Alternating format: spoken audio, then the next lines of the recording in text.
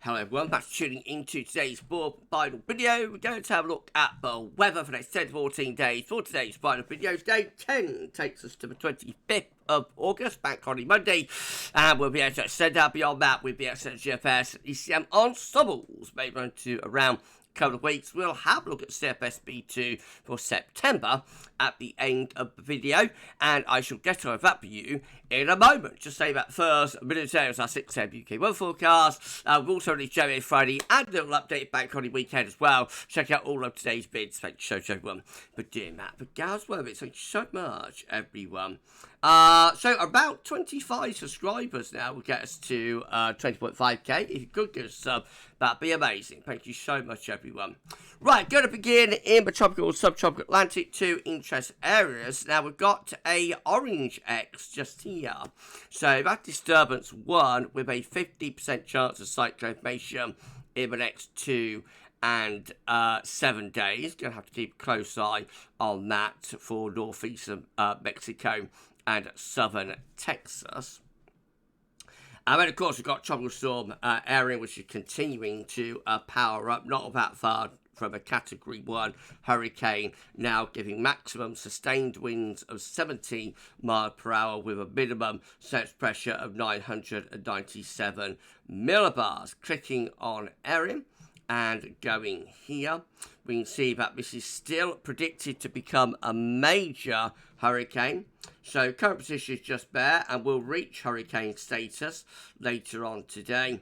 By Sunday up to major hurricane status, and that's going to then push northwards between Bermuda and between Bahamas, I should say, and Bermuda over there. So at the moment, it looks like a storm that's mostly going to be out at sea.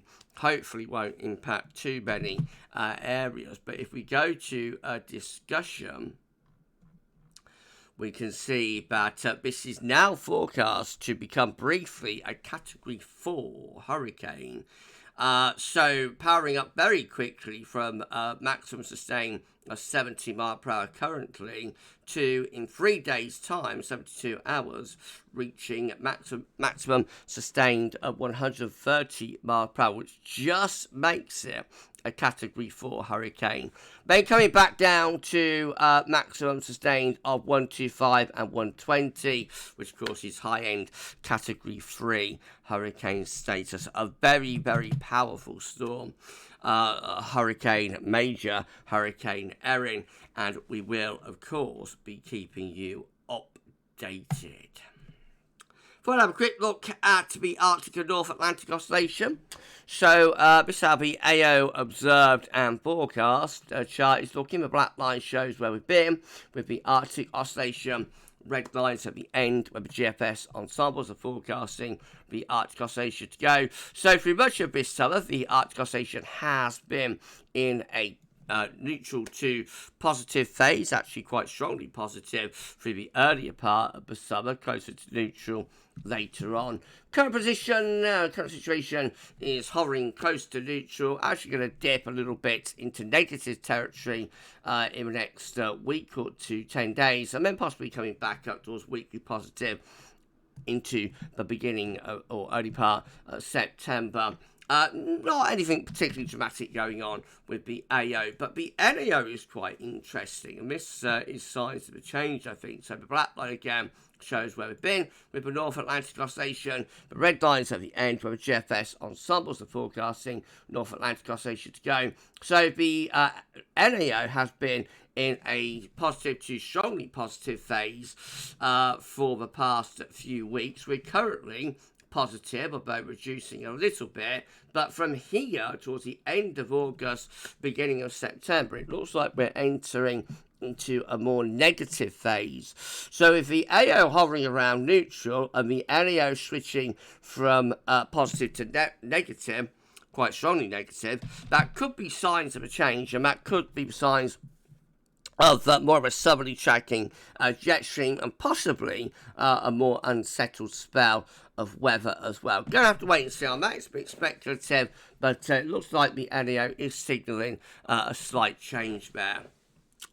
Well, this is how the latest wind from map from earthnullschool.net is looking. High pressure is taking over yet again and will be in control for this weekend and into the beginning of next week. So once more, we see a lot of dry weather. If we drag the map down, there is tropical storm, soon to be Hurricane Erin in the tropical Atlantic, and that storm, as we just saw, is going to be powering up very quickly over the next couple of days. Central temperature has now reached 18 degrees again, so we're currently sitting at a nice round 18.0. That's 2.2 degrees above the 61 to 1990 average. It's provisional to the 13th of August. Of course, follows on from 17 Celsius CT June and 18 Celsius CT July. That's probably got further to rise over the next few days. But whether we can sustain that at 18 degrees, I'm a little bit dubious. I think that will start to trickle downwards as we move into the third week of the month. We start to bring in some slightly cooler air later next week. But it'll be interesting to see anyway where that finishes up. We're not even halfway through the month yet, of course. Well, we are today, but on the update, we're not. Right, so these are the GFS upper air temperature precipitation ensembles. So we're looking at London today. The red line is the 30-year upper air temperature average for London. And we're starting off very warm to hot at the moment. Going to keep it that way into the early part of next week. But by the middle of next week, signs that the upper air temperatures are coming down and going closer to, or possibly even slightly below average. And then, well, as we go in towards the end of August, this period just here, we're round to slightly below average generally with a lot of those upper air temperature ensemble members. There's quite a bit of scatter. The green line is the GFS midnight operation run, which is lifting up again through the closing days of August. But the overall trend, which is signalled by the ensemble mean here, the white line, is around slightly below average. Precipitation-wise, well, going to be a lot of dry weather to come over the next few days, well, at least the middle of next week, but possibly hints of something more unsettled as we look ahead in towards month's end. Temperature anomaly for the next 5 days to the 20th of August, generally above average, pertain to 14-day though, coming down from the north, actually going a bit cooler than average, and the precipitation anomaly for the next 7 days to the 22nd of August, substantially drier than normal, but 10 to 16 days shifts to something average to maybe even slightly wetter than average for some areas. So again, quite a significant change being indicated there by the GFS ensembles over the next couple of weeks. So let's have a look at that. Let's go through chart data, starting with the UK Met Euro run, showing high pressure dominating the weather on Monday, high and dry again. Into Tuesday, high pressure fest goes on, gradually weakening the high pressure from west to south as we run through next week. So that's next Friday, day of the getaway, bank holiday weekend. Notice with time, high pressure gradually easing its way towards greens and ice, and we aren't yet under low pressure, but we are under lower pressure. Pressure is weakening, and we see an area of low out of the Atlantic that's going to try and begin to meander in, I think, over the bank holiday weekend. Whether it does so successfully remains to be seen. Icon, again, high pressure dominating the weather for the early part of next week. Dry, warm, potentially locally quite hot spell continues through the middle part of next week. Some cooler air coming in from the northeast around the area of high pressure with more of a east to northeasterly wind. That's how we look when we get to the end of next week. So still under high pressure. It's positioned between Scotland and Iceland. We're drawing down a northeasterly flow, so a little bit cooler there, and potentially bring some showers into the east. Notice Hurricane Erin moving up towards Canada there when we get through to the end of next week. Still looks like a very, very powerful storm at that point, doesn't it? And then we've got KMA, again, weakening pressure from both the south and the west through the course of next week as high pressure starts to shift its way up towards Greenland and Iceland. So notice a trough of low takes over across northern Europe, across Scandinavia, and low pressure begins to come in from off the Atlantic. So overall turning a lot cooler when shifting into the northeast and potentially more unsettled as well. And we do eventually bring in Hurricane Erin. So this is beyond the bank holiday weekend, but that area of low pressure just there is containing the remains of Hurricane Erin there. So Erin does eventually bring us some what looks like potentially quite unsettled weather by the end of August. That's a KMA, and it's always a little bit more unsettled, or very often a little bit more unsettled compared to the other model output though, so I wouldn't necessarily take that run overly seriously. Let's go for the GFS output, starting with the big night run. Again, we're high and dry for the early part of next week, but the high pressure is moving its way up towards Greenland and Iceland with time, so temperatures first signs of change. I think next week will be temperatures coming down. That's why I'm a bit dubious whether we can sustain that 18 Celsius CT, because I think through the course of next week we will pull the high pressure up to Greenland, Iceland, which will have the effect of drawing down a cooler and potentially rather cloudier northeasterly flow. So expect temperatures to lower next week, but it should still be mostly dry. And then under the area of high pressure going into the bank holiday weekend, a lot of dry weather and still potentially quite warm with that up to day 10. In the very extended range with the GFS range, it takes a while to get there, but does eventually start to turn rather more unsettled and cooler by the end of August. That actually gets to the last day of the month, the 31st there. And then the GFS 6 there by comparison, again, high pressure dominates the weather through the early part of next week. Gradually cooler air starts coming in from off Atlantic. And the 6 is more unsettled, actually, later next week. Well, not necessarily more unsettled, but more mixed with a lower pressure influence heading in through Thursday and Friday. That could bring some showers with it.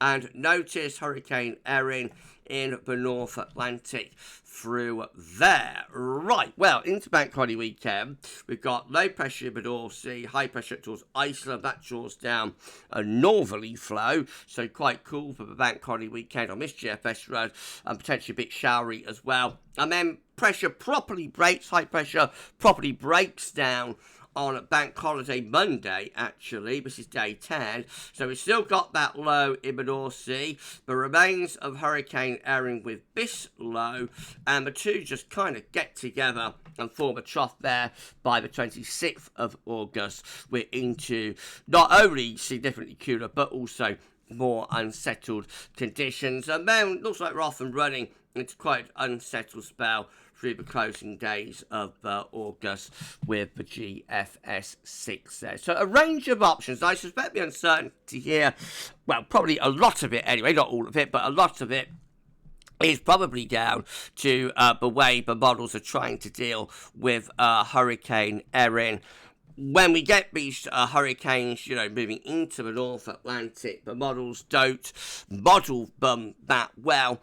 And so we do often see this, but there's a lot of uncertainty within the output. So, the models will get there, but the effects of Erin, the downstream effects, remains to be seen. If you enjoyed the video, please like, share and subscribe. Thanks to everyone for doing that. Why not drop a comment? Let us know what you think about this and all of our videos, content, etc. Don't forget to tell your friends about GavsWeatherVids and get them to subscribe to. And thanks to everyone for doing that. 25 subscribers will get us to 20.5k. GM, again with high pressure dominating the weather. Hold on. Sorry everyone.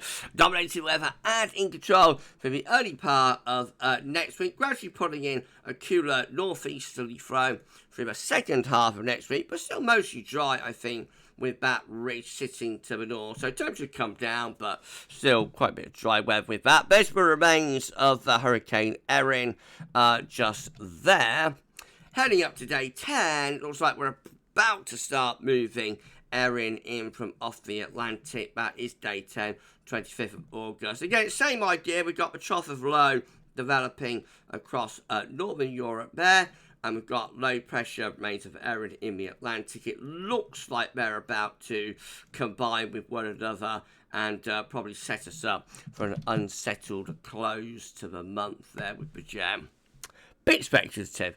ECM rounds it all off, high and dry for Monday and indeed for Tuesday as well. The high pressure slowly moving its way northwards through the middle part of next week, centering around Greenland, Iceland. That draws in more of a northeasterly flow. That brings some cooler air in from off the Atlantic. So high pressure way to the northwest, trough to the northeast, drawing down the northeasterly flow.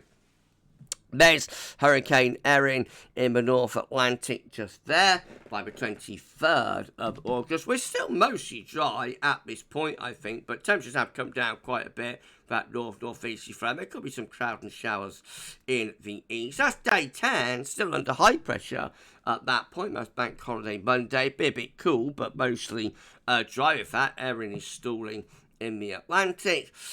Beyond that, well, starts to warm up again into month's end, still under the ridge, before it turns a bit more unsettled when we get through to the close of the month with more of a westerly flow. So lots and lots of options here within the model out, but it's certainly not a done deal about going to turn unsettled over Bank Holiday weekend. I think we will see the temperature coming down next week with that northeasterly flow setting up, but it could well stay reasonably dry into Bank Holiday weekend, I think.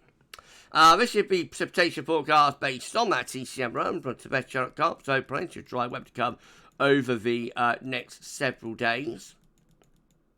Gradually cooling down with both northeast winds, bringing a few light showers into more eastern regions. That's estimate day 10, so barely any measurable rain. Remember, other model output is a little bit more unsettled than that shows, though, between around day 7 and 10. These are the options on the table within the ECM ensemble today for day 10 for the Icelandic Met gets us to Bank Holiday Monday, 25th of August. 16 members of the ECM ensembles with low pressure in the Atlantic, high pressure to the southwest. So dry-ish in the south, bit more unsettled in the north. 14 climate control and the operation run for high pressure centre towards Iceland. That keeps us reasonably dry, but brings the wind in from the northeast, but trough the unsettled weather away to the east. We've got 13 placing us still under high pressure, and then we've got 8 with low pressure to the northeast and to the west. Looks like they're going to amalgamate and turn us unsettled. And then in 2 weeks' time, these are the options that we've got, and it gets us to the 30th of August. 25 members of the ECM ensembles then look properly unsettled with low pressure through the north and west of Europe. We've got 14 though with high pressure to the south, low pressure to the north. That brings the driest weather into the south. We've got 12 including the operational run, again with a ridge from the southwest up to the northeast. So the majority option, the 25, is unsettled, but putting the 14 together with the 12, we just about, that's 26, isn't it? Just about have a majority with the 2 options of being more settled. So really a lot of uncertainty here for the end of August about where things are going. We'll keep you updated. It'll be interesting to see. CFS V2 finally for September. Latest 700 millibar height anomaly idea. Remember, the charts change daily. Looks like this, with some higher pressure in the Atlantic, probably some low pressure to the north and to the northeast, and we could be bringing the wind in from a northwesterly direction. So the temperature anomaly is averaged to ever so slightly above, not a big deviation. And, well, there's no signal for precipitation. We'll see. We've got a lot of uncertainty for the second half of August, never mind September, so time will tell. Right, we're done. If you've enjoyed the video, please like, share, subscribe, and show everyone for dim out. Drop a comment, let's know what you think about this sort of our videos content. Don't forget to tell friends about GavsWeatherVids. Get subscribed too. Show everyone for dim out. 25 subscribers gets us to 20.5k. And tomorrow we're going to have a 6 a.m. UK weather forecast. There will be the ECM WF42 day exclusively for channel members, and of course there's going to be a 10 to 14 day as well. Keep checking back to the channel for more. But this one though, that's all for now. Thanks for watching. I'm off for a busy afternoon serving pastas on Watford Gap. So if you're driving past, going north on the M1, call in and pay me a visit, and I'll give you a pasta to go. But otherwise, have a lovely Friday afternoon, evening, and for this one, that's all for now, and thanks for watching.